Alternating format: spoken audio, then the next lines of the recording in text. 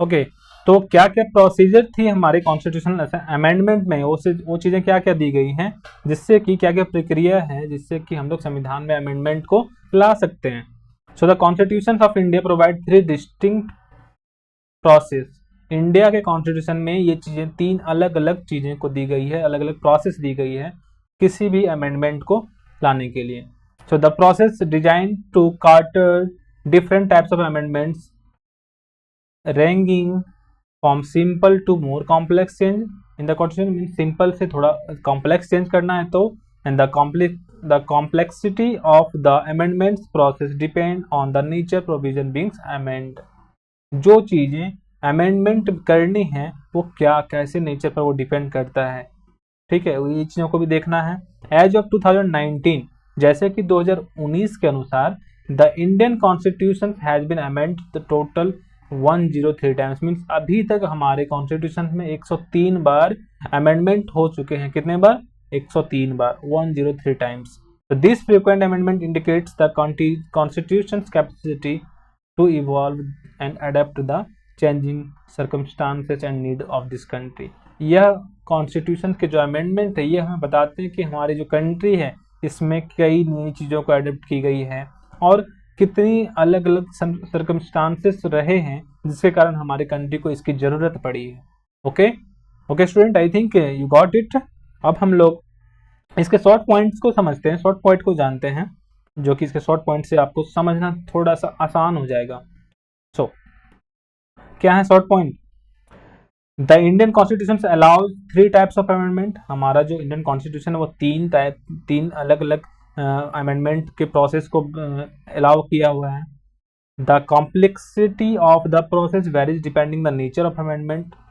ठीक है, ये उस पर डिपेंड करता है कि जो अमेंडमेंट लाना है वो कैसा है, वो ठीक रहेगा कि नहीं रहेगा, लोगों के लिए ठीक रहेगा कि नहीं रहेगा, हमारे जो कलेक्टिव गुड मीन्स जो हमारे पीपल हैं, हमारे सिटीजन हैं, उनके हित में होगा कि नहीं होगा। ठीक है, सभी चीज़ों को बारीकी से देखी जाती है तब जाकर के अमेंडमेंट पॉसिबल होती है। और अभी तक टोटल 103 अमेंडमेंट हो चुके हैं अब मीन्स 2019 के अनुसार। ठीक है, so the amendment process shows the constitution ability to evolve with time. और ये चीज़ें, ये जो अमेंडमेंट का प्रोसेस है वो शो करता है कॉन्स्टिट्यूशनल एबिलिटी की, क्योंकि जो हमारे संविधान की जो एबिलिटी है वह मीन्स टाइम के साथ हम उसे इवॉल्व कर सकते हैं, सुधार सकते हैं, बना सकते हैं। And each process is design, और जो सभी प्रोसेस हैं हमारे कॉन्स्टिट्यूशन के उसे डिजाइन की गई है एप्रोप्रिएटली, मीन्स काफ़ी बेहतरीन ढंग से डिजाइन की गई है। सभी चीज़ों को यहाँ पर अलाउ करता है। हाँ, भले कठिन है, कठोर है, लचीला है, बट ठीक है, सभी चीज़ों की चेंजेस को ये अलाउ करती है। Different kinds of constitutional changes it allows.